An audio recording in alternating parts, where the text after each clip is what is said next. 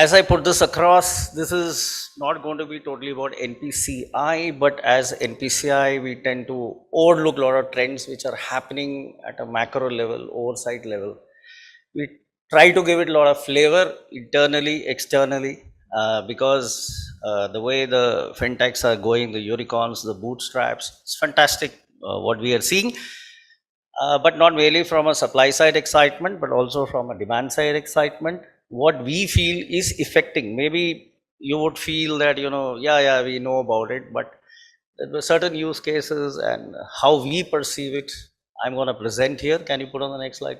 So the 6 trends I'm going to talk about today, and I have less than 10 minutes to do so. The privacy and security by design, because as platforms and ecosystems, we see a lot of governance coming through, and we see a lot of issues especially at the consent level of the customers, which I'll take it forward.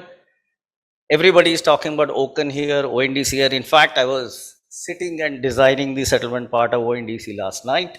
I'll give you some use cases there.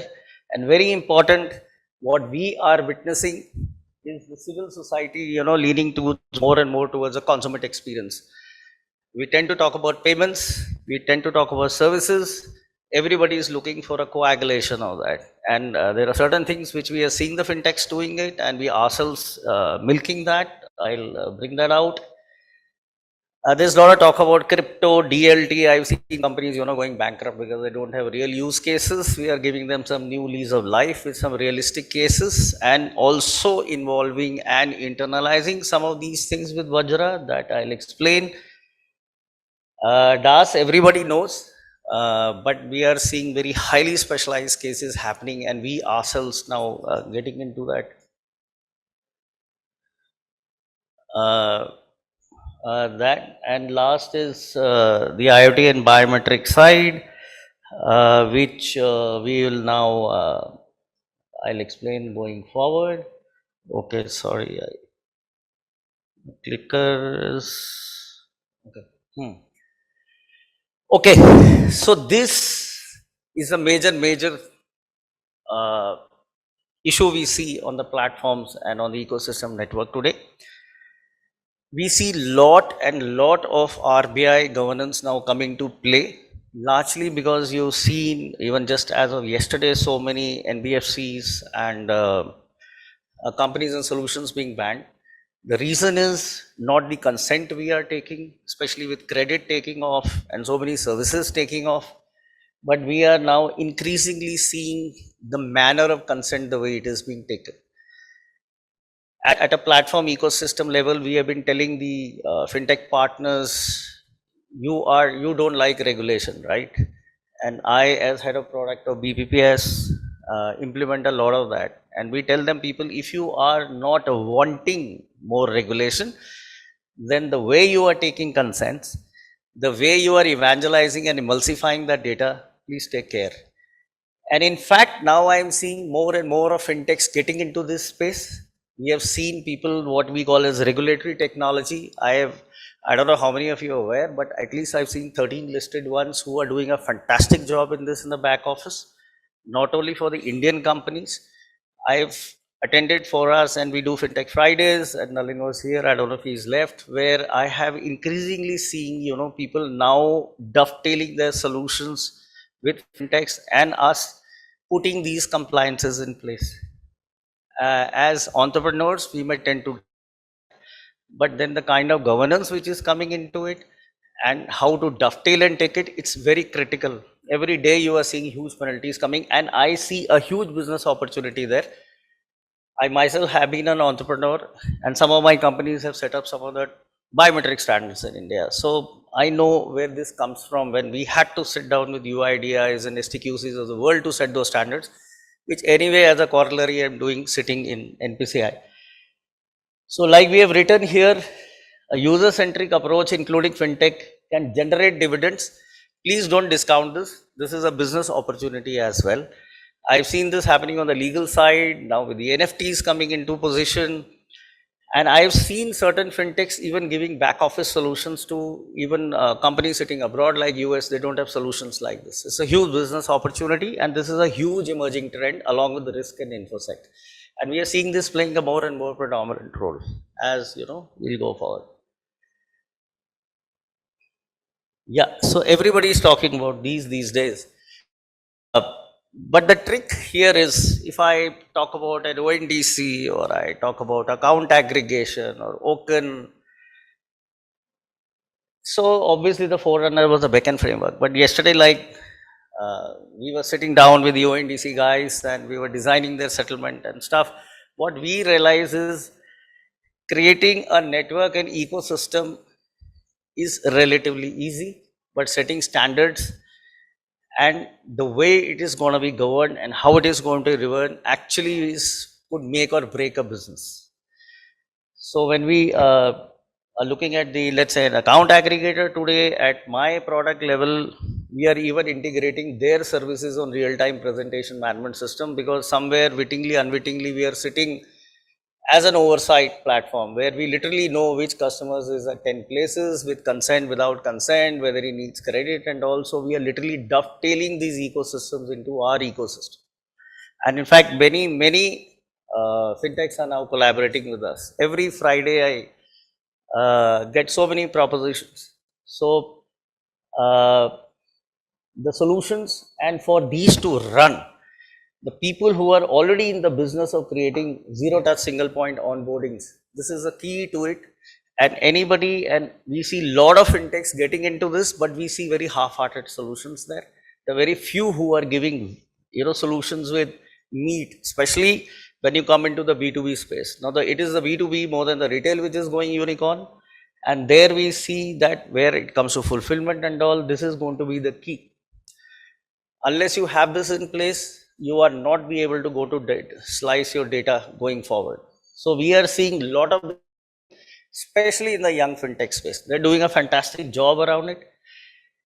Also, this throws up the point, in the last money, I was there on a panel where a Dutch guy was saying there's a huge clash between the old railroads and the new railroads. So when you see some of the banks with their open banking APIs coming with IBIS solutions, so obviously there's a reaction coming into the fintech space. So people who have solutions like that are the ones who are going to be able to collaborate. Otherwise, there are going to be a huge clash. So for the trend, we are seeing this, that more and more are now offering their solutions to the old railroads in a collaborative way, working together. These are the guys who are going to be successful, because just solutions and apps have a very limited shelf life. And we are seeing this happen more and more. In fact, I'm so surprised that every Friday we hold a open darbar kind of, a lot of fintechs come in. We just designed a huge real-time presentation management system, the likes the world hasn't seen, and another 2-3 months you will see it live.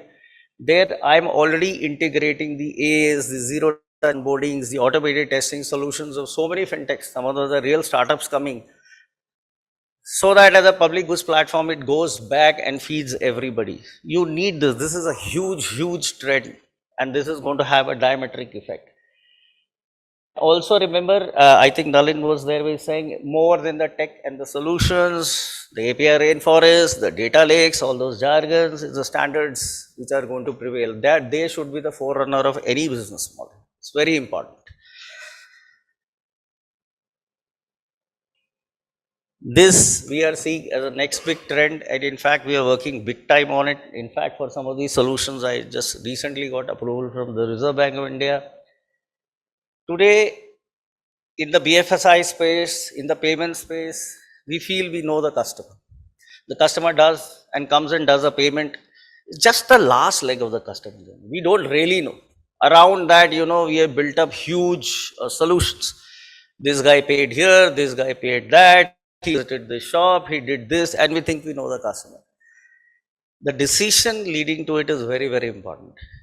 In fact, this was a challenge thrown to us by the Reserve Bank of India, and I think just in 6 to 8 weeks we threw up a POC, and by September you will see this thing going live. What we realize is that any kind of payment and credit and those solutions is just last leg of the customer journey. What you need to know as a fintech, getting into the mind of the customer, what are those decision points, which are those inflection points, and how do you evangelize it? How do you get that data? So along with many fintechs, we are collaborating right now, and literally creating layers and layers of interaction where currently lot of merchants, sellers, services beyond NPC are integrating with us. So tomorrow you can go to your school and not just pay a fees. You will be able to ask the academic guy, when is the curriculum gonna begin? When is the report card of my daughter? And stuff like that. We've already putting it live. In fact, we showed the first POC around 2 months back, and right now there are a lot of participants with us. And this is going to be the next big thing.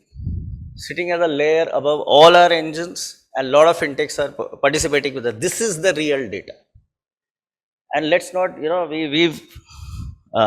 let's not miss this elephant in the room. And we see this taking off in a very, very big way. In fact, when I posted a POC, which I just had 1.5 months to do on the Global Fintech Festival, people were surprised that within 1.5 months we did a POC where we showed a real-time interaction. It was voice, it was biometrics, it was OCR, you name it. We did it. And the B2B space got so excited. We thought it was a retail space that will get excited. It was a B2B space that got excited.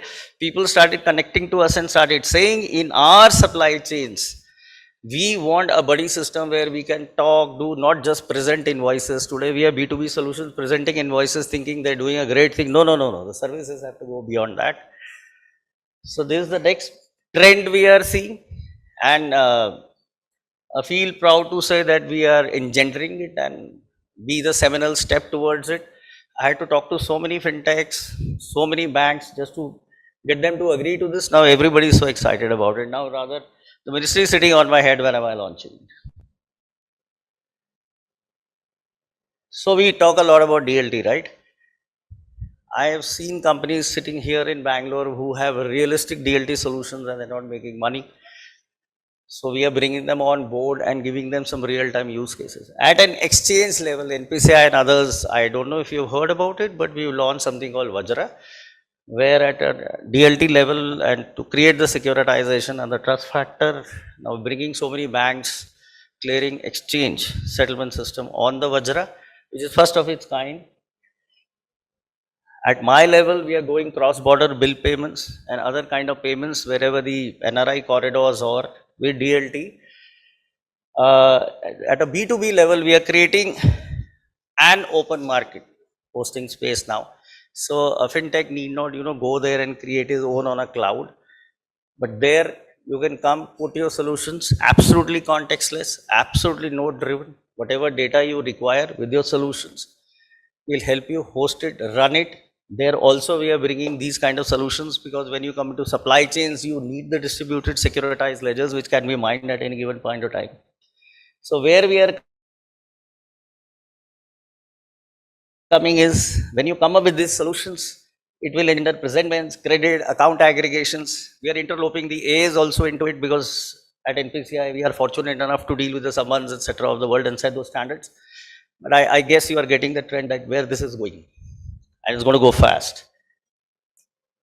As everybody knows, they're all techies here. But now what we are seeing is very, very specialized functions. So, for example, I have more than 10 million touch points phygital sitting in India today where we are doing bill payments and other kind of services. Now we'll be bringing services also. But now thanks to geography, map based and all the AIML we are bringing in, we are able to tell the customer now which guy will render your service for what. We are going to that level now. So where I am coming from is this is a huge trend, but it is going to get more and more and more specialized. So as a business model, as a fintech, where you see your solution going and what is the business model going to do? Very important, no supply side excitement. Please look at the demand side excitements. That is what we came saying. Especially in the BFSI sector, legal services, very, very important. This specialization has to come in. It is already happening and we are also feeding a lot of data for this to get very, very specialized. So the interaction between, just giving answers or creating information or data, this is now getting blurred. And we see a huge fintech trend happening here and it happens with us also. So as an ecosystem, I'm morally responsible to do this and we are lending quite a big helping hand here. Last but not the least, everybody knows IoT and biometrics. But the devices management and mismanagement or disablement of these devices sitting at the edge from the kernel, we see a huge leap happening at NPCI itself. We are introducing lifestyle devices, which will be along with your lifestyle, they'll be happening. I see biometric happening more and more from a distance. So like we've seen in China, people just walking through and payments happening. And as we hit the tier 6, 7, 8 and the rural, and my counterpart here was talking about the MFIs and SHPIs, this is a huge role. There was a time till 2, 3 years ago when the so-called POS establishment and the machine establishment, there was a rollback. Now suddenly there is a huge uptick. People are realizing, for the sake of supply chains and other business models, the big ones like Reliance, everybody getting into this. The orders being placed for biometrics and POS installation is running into millions and millions at the moment. Why? Because it is feeding into credit, it is feeding into so many other behaviors. So everybody wants data on that merchant and the customer walking there. There's a silent revolution happening there. I don't know how many of you are aware of this, but since we are involved in the certification, we realize. So this is something, like a flogged dead horse, but it is really railing its head. So if in case you are allied to it in some way or the other, right now you're sitting on a gold mine of data and applications. So I'll end it here. These are the 6. Actually, there was so much I could have loved to talk, and what all we are doing at a real presentment management system. We are not just doing presentment management, we are even putting account aggregators there, we are putting credit guys there, amalgamating everything.